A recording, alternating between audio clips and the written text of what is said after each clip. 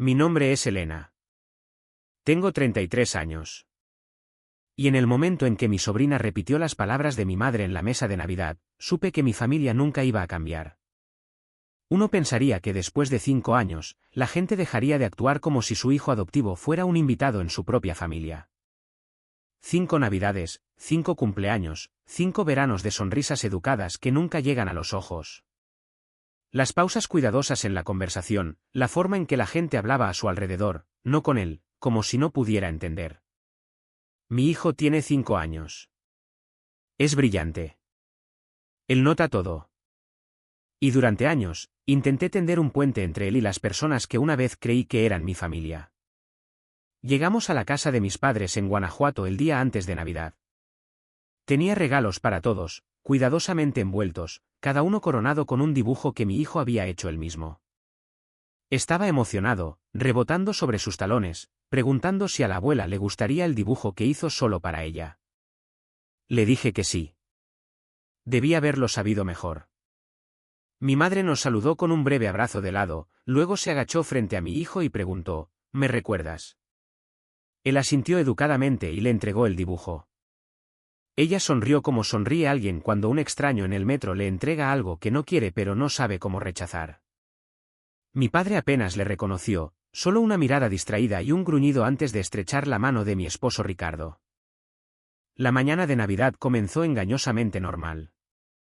Mi hijo jugaba tranquilamente en la alfombra con un coche de juguete, tarareando para sí mismo. Yo ayudaba en la cocina, tratando de ignorar la familiar opresión en mi pecho.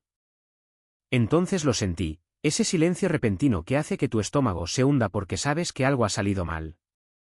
Entré en la sala de estar y vi a mi sobrina sentada erguida en el sofá, con una diadema brillante ligeramente torcida, luciendo la misma expresión de suficiencia que siempre le da su madre. Miró directamente a mi hijo y dijo, claro como el día, la abuela me dijo que no eres su nieto de verdad.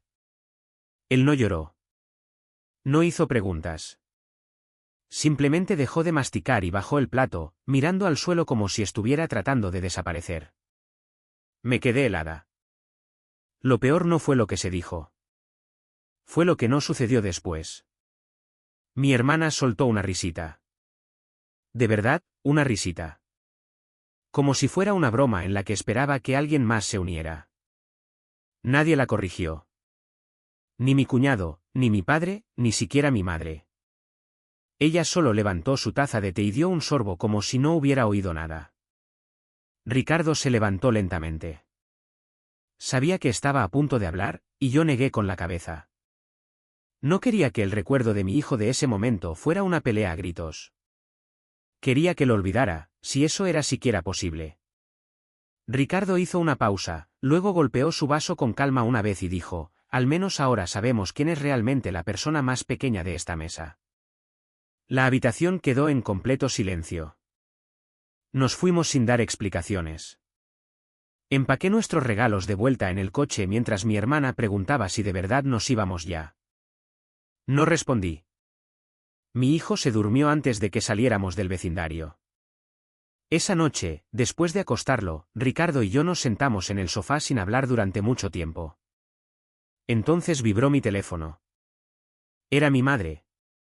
Sin disculpas, sin reconocimiento, solo un mensaje, enviaron el bono familiar este año. Lo miré fijamente y luego escribí mi respuesta. Oh, era simplemente no para ti. Esa fue la noche en que todo finalmente cambió. La cosa sobre cortar una red de seguridad es que las personas que están de pie sobre ella nunca sienten la caída de inmediato. Durante los primeros días después de Navidad, no pasó nada. Sin llamadas furiosas, sin mensajes frenéticos. Mis padres siguieron como si todo fuera normal, probablemente asumiendo que cualquier estado de ánimo en el que yo estuviera pasaría como siempre lo había hecho antes. Estaban acostumbrados a que yo suavizara las cosas, me tragara la incomodidad, fingiendo que el amor significaba resistencia. Todavía no sabían que algo había cambiado para siempre. Cada año desde que el negocio de Ricardo despegó, habíamos enviado algo pequeño a la familia. A veces era una tarjeta de regalo. Un año pagamos el viaje de mis padres a Cancún. Otro año, cubrimos tranquilamente una factura de reparación que les estaba estresando. Nunca lo anunciamos. Nunca quisimos elogios. Simplemente se sentía como lo que hacen las familias. Ayudarse mutuamente, hacer la vida un poco más fácil. En algún momento del camino, la ayuda se convirtió en expectativa. 3 días después de que regresamos a casa, mi madre llamó desde la farmacia. Su voz era cortante, tensa, como se pone cuando está tratando de sonar educada en público pero está hirviendo por dentro. Dijo que su tarjeta había sido rechazada. Preguntó si Ricardo había cambiado algo. No preguntó si todo estaba bien. No preguntó por qué. Asumió que era un error que necesitaba ser arreglado. Le dije que la tarjeta ya no estaba activa, que no cubriríamos los gastos este año. Hubo una pausa lo suficientemente larga como para imaginarla parada en el mostrador, con gente esperando detrás de ella. Luego dijo, no puedo creer que dejarías que un hombre se interpusiera entre tú y tu propia familia, y colgó. A la mañana siguiente, mi padre envió un correo electrónico. Siempre escribía correos electrónicos como si estuviera dando una presentación, con viñetas y todo, como si el formato pudiera hacer que sus palabras fueran razonables. Dijo que yo estaba eligiendo al hijo de otra persona por encima de mi propia sangre. Dijo que Ricardo me estaba aislando.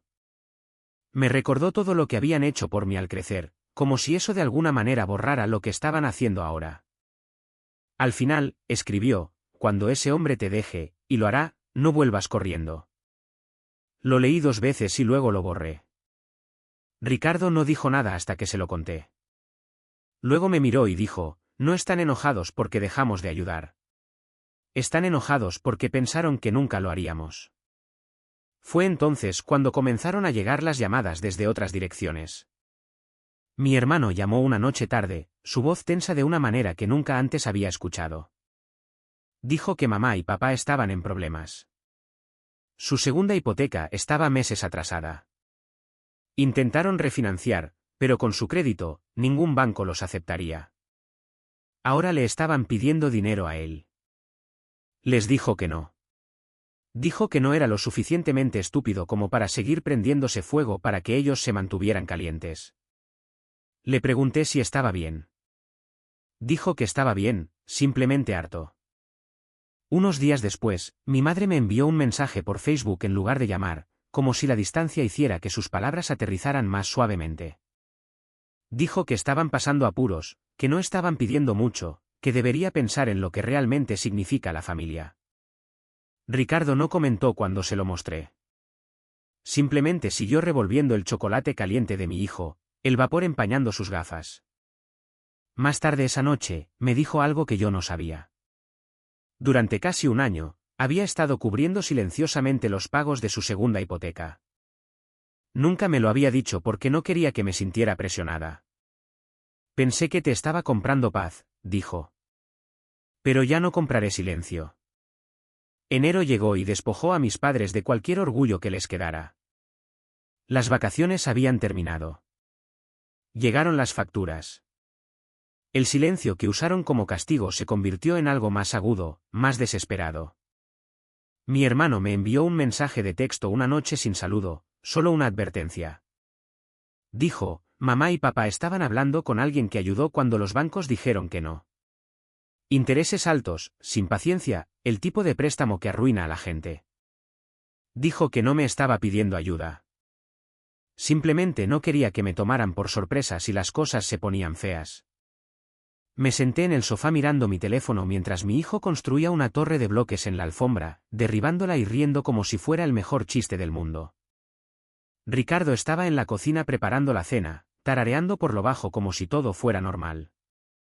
Y en ese momento, me di cuenta de cuán separadas se habían vuelto nuestras vidas de las de ellos. 2 mundos diferentes, 2 realidades diferentes. Unos días después, mi madre volvió a llamar. Esta vez sonaba cansada. Sin sarcasmo, sin sermón. Dijo que las cosas no estaban saliendo como las habían planeado. Dijo que me extrañaba, que extrañaba nuestras charlas, que extrañaba cómo eran las vacaciones antes. Nunca mencionó a mi hijo, ni una sola vez.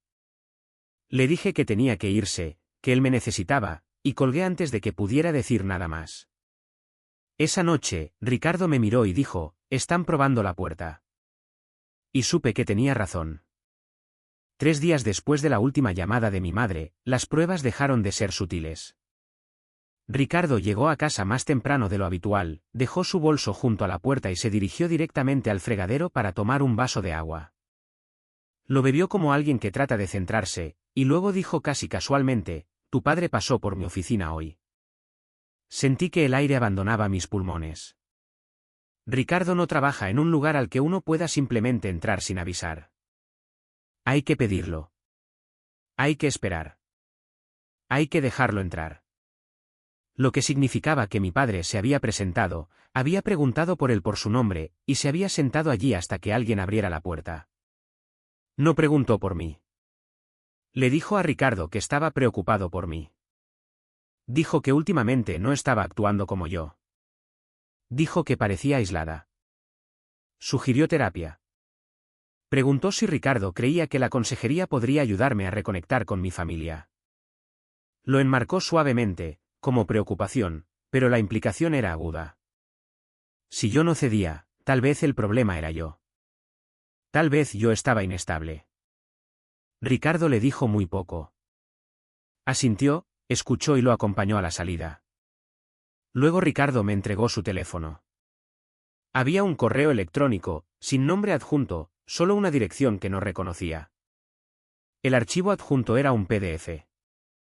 Estados de cuenta bancarios, avisos de vencimiento, cuentas congeladas, una advertencia de ejecución hipotecaria sobre la segunda hipoteca. Al final, una sola frase: no estamos pidiendo limosnas, solo orientación. Por favor, no dejes que tome una decisión que lastime a todos.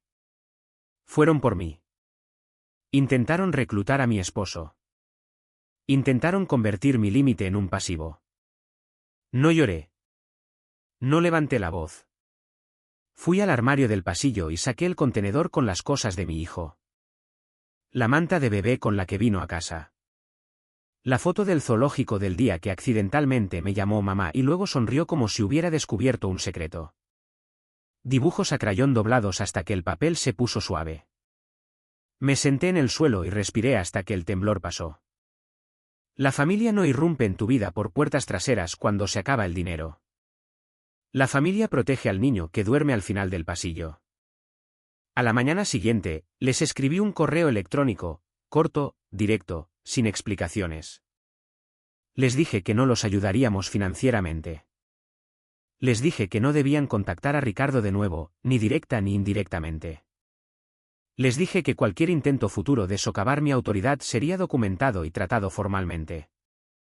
Terminé con una sola línea: ustedes tomaron su decisión en la mesa. No hubo respuesta. Una semana después, mi madre envió una foto. Ella y mi padre de pie fuera de una pequeña iglesia de ladrillo, con las manos entrelazadas, los rostros solemnes como si posaran para un folleto. El pie de foto decía: hemos comenzado la consejería. Estamos intentándolo. Por favor, no se rindan con nosotros. No respondí. Miré esa foto en la fila del supermercado, en el carril de recogida de la escuela, tarde en la noche cuando la casa estaba en silencio. No podía decir si era un cambio o un disfraz. Ricardo lo notó antes de que yo lo admitiera. Dijo que había estado apagada desde que llegó la foto. Le dije la verdad, que no sabía qué sentir. Que seguía pensando en 10 años en el futuro. Sobre mi hijo preguntando por qué no conocía a sus abuelos. Sobre no tener una respuesta clara. Ricardo no discutió. Hizo una pregunta. ¿Crees que se han ganado otra oportunidad? 2 días después, llegó un mensaje más largo. Uli. Cuidadoso. Escribieron sobre cómo la consejería forzaba conversaciones incómodas, sobre vender el segundo coche, cortar tarjetas de crédito, reunirse con un consejero de deudas. Mi madre mencionó tomar un trabajo a tiempo parcial. Nombraron a mi hijo por su nombre y escribieron una frase que me detuvo en seco. Lo vimos como un símbolo de tus elecciones, no como una persona. Eso es culpa nuestra, no suya. Era la primera vez que nombraban el daño sin desviar la atención. Le dije a Ricardo que estaba pensando en una reunión corta. Lugar neutral, público, sin niño, solo para ver. Escuchó y luego dijo en voz baja: no solo dijeron cosas terribles. Intentaron deshacerte. Puedes perdonar eso si quieres. Él no pagará por ello. Esperamos. Pasó una semana. Luego otra. Sin mensajes, sin presión. Luego apareció un sobre en el buzón. Sin sello, sin dirección de remitente. Dentro había una foto de un pequeño apartamento con muebles de segunda mano y cajas apiladas contra la pared. Una nota escrita a mano decía que habían vendido la casa y se habían mudado. Sin expectativas. Solo querían que yo supiera que estaban comenzando de nuevo. Dejé la nota en el mostrador entre los dibujos de mi hijo y la lista de la compra.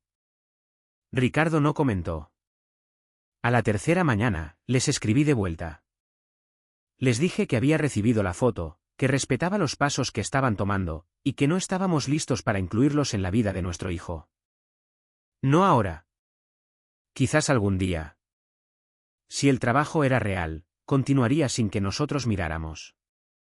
Presioné enviar y esperé. No respondieron. El silencio que siguió se sintió diferente a todos los demás. No era enojado ni performativo.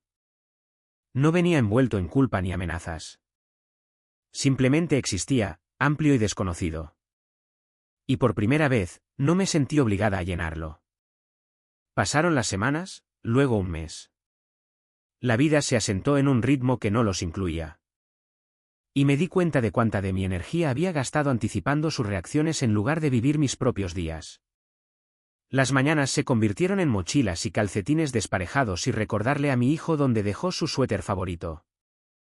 Las tardes eran tareas en la mesa de la cocina y Ricardo cocinando la cena mientras tarareaba suavemente para sí mismo. Las noches eran cuentos antes de dormir, su pequeña mano metida en la mía, su respiración disminuyendo mientras se quedaba dormido. No había tensión en esos momentos, ninguna sensación de esperar que algo saliera mal. Se sintió ganado, como la paz que no notas hasta que has vivido sin ella durante demasiado tiempo. Entonces, justo cuando empezaba a confiar en ese silencio, se rompió. Comenzó con un mensaje de un número que no reconocía, amigable, casual, firmado con un nombre que recordaba vagamente del círculo social de mi madre. Ella dijo que era parte del grupo de la iglesia de mi mamá y que mi madre había mencionado que quizás yo querría reconectar en algún momento. Sin presiones, escribió. Solo pensé que ella trataría de comunicarse. Miré la pantalla más tiempo de lo necesario. No había respondido a mis padres en meses. No había mencionado la iglesia o reconectar o nada en absoluto. Y, sin embargo, aquí había alguien más llevando su mensaje por ellos. Al día siguiente, llegó otro texto. Este de un coordinador juvenil de la misma iglesia invitando a mi hijo a actividades de fin de semana. Ella dijo, tu madre pensó que podría disfrutar haciendo amigos de su edad. Mi pecho se tensó. No había compartido su nombre con nadie. No había pedido contacto, y de repente extraños estaban usándolo como un puente de regreso hacia mí. Llamé a la iglesia esa tarde. Mantuve la voz tranquila, educada. Les agradecí la invitación y la rechacé. Luego hice una pregunta simple. ¿Mi madre les había dado mi información de contacto? Hubo una pausa al otro lado de la línea lo suficientemente larga como para confirmar lo que ya sabía. Sí, lo había hecho. El coordinador se disculpó, dijo que pensó que yo estaba abierta a reconectar y que solo necesitaba aliento. Colgué y me quedé sentada en mi coche durante mucho tiempo, las manos agarrando el volante, sintiendo la familiar mezcla de ira y claridad ascender en mi pecho. Esa noche, le conté todo a Ricardo. Él no interrumpió. No trató de suavizarlo. Cuando terminé, dijo, eso no fue un error. Eso fue estrategia. Y supe que tenía razón. No habían cambiado. Se habían adaptado. Cuando se negó el acceso directo, encontraron otra puerta. Envolvieron el control en amabilidad, usaron la comunidad y la C para hacerlo parecer inofensivo. Escribí un correo electrónico final esa noche. No largo, no emocional. Le dije a mi madre que sabía lo que había hecho, que involucrar a terceros, especialmente en espacios que no compartíamos, era una violación del límite que había establecido. que eso me mostraba la diferencia entre crecimiento y actuación. Pedí espacio. Luego dejé en claro, no más contacto, no a través de amigos, no a través de la iglesia, no a través de nadie. Terminé con una sola frase, esto ya no es una conversación. Ella no respondió. Bloqueé su número. Ricardo también lo bloqueó. La casa volvió a quedar en silencio, pero esta vez se sintió asentado, no suspendido. Pasaron los días sin incidentes. Luego las semanas. Mi hijo dejó de preguntar por los abuelos por completo. Dejó de revisar mi cara después de dibujar o hacer tarjetas. Dejó de preguntar para quién eran. Simplemente creaba libremente, sin expectativas. La primavera llegó lentamente. Pasamos los fines de semana en el parque viéndolo correr contra otros niños por el césped, su risa brillante y sin cargas. Una tarde, me preguntó si las familias podían ser pequeñas. Le dije que sí, que podían ser exactamente del tamaño que necesitaran ser. Él sonrió y dijo que le gustaba la nuestra. Me di cuenta entonces de que esto no era una pérdida. Era protección. Y no les debía una explicación por eso. Cuando llegó el verano, la distancia había hecho lo que la confrontación nunca pudo. Me mostró quiénes éramos sin ellos. No como un acto de rebelión o castigo, sino como un hecho silencioso. Nuestros días se llenaron de cosas ordinarias que se sentían extraordinarias solo porque nadie las estaba criticando. Ricardo llevaba a mi hijo a pescar los sábados por la mañana. Aprendí que aperitivos desaparecían más rápido de la despensa y que historias le gustaba escuchar 2 veces antes de acostarse. Dejé de prepararme para el sonido del teléfono al sonar. La casa se sentía más ligera, como si una ventana se hubiera abierto, y algo rancio finalmente se hubiera dispersado. Supe de mis padres a través de otras personas, la forma en que viajan las noticias cuando no están destinadas a ti. Un primo mencionó que estaban pasando apuros en el apartamento, reduciendo aún más de lo planeado. Alguien más dijo que mi madre se quejaba de que la gente de la iglesia no entendía la situación. Mi hermana publicó fotos en línea, sonriendo ampliamente con sus hijos y mis padres, leyendas que hablaban de bendiciones y unión sin nombrar a nadie que faltara. No comenté. No me desplacé lo suficiente como para sentir nada en absoluto. El primer contacto directo no vino de mis padres, sino del correo electrónico de mi padre semanas después del incidente de la iglesia. El asunto era neutral, de negocios, poniéndome al día. Dentro, escribió que esperaban que estuviéramos bien, que respetaban mi necesidad de espacio, que todavía estaban haciendo consejería. Luego, a mitad del camino, el tono cambió. Preguntó si todavía estábamos considerando invertir en otra propiedad y si podría haber una manera de estructurar algo que pudiera ayudarlos a superar un mal momento. Sin disculpa, sin reconocimiento de límites, solo un regreso cuidadoso a la transacción como si nada hubiera pasado. Miré la pantalla durante mucho tiempo, el familiar impulso de explicar subiendo a mi garganta, de recordarle la casa, el juguete roto, el sobre de efectivo, la pulsera que mi hijo me hizo que desapareció en el bolsillo del abrigo de mi madre. Luego cerré la computadora portátil. Algunas discusiones terminan no con palabras sino con negación. No respondí. Unos días después, mi hermana lo intentó. Envió un texto que comenzaba con, mira, todo el mundo está sufriendo, y terminaba con, no puedes simplemente ser la persona más grande. Lo borré sin contestar. Había pasado años siendo más grande, más callada, más complaciente. Todo lo que me compró fue permiso para que siguieran adelante. El momento que finalmente lo selló llegó una tranquila tarde de martes. Mi hijo trajo a casa una hoja de trabajo de la escuela, una simple tarea titulada Mi familia. Se sentó en la mesa con sus crayones y llenó los recuadros, mi nombre, el de Ricardo, nuestros perros, un mejor amigo de la clase. Cuando le pregunté si quería agregar a alguien más, negó con la cabeza. Somos todos, dijo y volvió a colorear. No había confusión en su voz, ni tristeza, solo certeza. Esa noche, Ricardo me preguntó si estaba bien. Le dije que estaba mejor que bien. Le dije que me sentía terminada, no enojada, no de luto, terminada. El tipo de terminado que no necesita un cierre porque tiene claridad. Hablamos del futuro en cambio. De los viajes que queríamos hacer. Del lugar en la montaña que habíamos estado mirando. Sobre cómo hacer nuestras vacaciones nuestras sin ensayos ni expectativas. Pensé en mis padres una vez tarde esa noche, no con anhelo, sino con distancia. Esperaba que siguieran yendo a consejería. Esperaba que aprendieran algo real, y supe con una firmeza que me sorprendió que eso no requiriera mi presencia para ser verdad.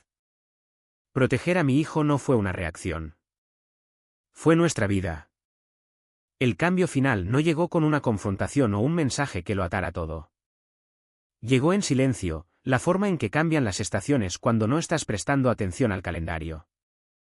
Un día, me di cuenta de que no había revisado mis mensajes bloqueados en semanas. Otro día, noté que la idea de cruzarnos con ellos ya no me tensaba el pecho. La ausencia dejó de sentirse como una herida y comenzó a sentirse como espacio. El otoño llegó con mañanas más frescas y un ritmo diferente. Mi hijo comenzó a despertarse más temprano, emocionado por la escuela, hablando de un proyecto de ciencias y una mascota de clase que quería nombrar. Ricardo ajustó su horario para poder hacer las entregas 2 veces por semana. Nos encontramos planeando fines de semana sin pensar en quién podría ofenderse. Recibimos amigos para cenar y nos reímos a carcajadas sin escanear la habitación en busca de desaprobación. Construimos tradiciones que no requerían permiso. Hubo momentos en que la memoria intentó irrumpir. Una exhibición navideña en la tienda. Un estacionamiento de iglesia que pasamos camino al parque. Dejé que esos momentos pasaran sin adjuntarles significado. Había aprendido la diferencia entre recordar y reabrir. Uno honra lo que sucedió. El otro le devuelve el poder. Mi hermana lo intentó una vez más. Un breve mensaje que decía que me extrañaba y esperaba que pudiéramos hablar. No mencionaba a mi hijo. No reconocía nada de lo que había sucedido. No respondí, no porque estuviera enojada, sino porque no quedaba nada que explicar. El silencio, había aprendido, puede ser una respuesta sin ser un castigo. Hicimos ese viaje a la montaña del que habíamos hablado, un lugar pequeño con árboles altos y un porche que captaba la luz de la tarde perfectamente. Mi hijo corrió por el sendero, señalando pájaros y rocas como si estuviera descubriendo el mundo por primera vez. Por la noche, nos sentamos junto al fuego y contamos historias, del tipo que echan a correr y se pierden en risas. Nadie preguntó quién no estaba allí. Nadie lo necesitaba. En la última mañana, nos dibujó un cuadro. 3 figuras de palo tomadas de la mano frente a una casa con humo saliendo de la chimenea. Añadió estrellas al cielo aunque era de día. Cuando le pregunté por qué, dijo que porque quería que se viera feliz todo el tiempo. Lo pegué en el refrigerador cuando regresamos a casa, justo donde podía verlo todos los días. Solía pensar que la familia era algo que uno soportaba, algo que uno mantenía unido incluso cuando te cortaba. Ya no creo eso. La familia es quien protege el sentido de pertenencia de tu hijo. La familia es quien no le pide que se gane el amor con silencio. La familia es el lugar donde las puertas no se abren sin permiso y las disculpas no llegan solo cuando la influencia falla. No sé lo que creen mis padres ahora. No sé si la consejería los cambió o si simplemente les enseñó un nuevo lenguaje. No necesito saberlo. La verdad es que dejé de necesitar que se volvieran diferentes para que mi vida fuera completa.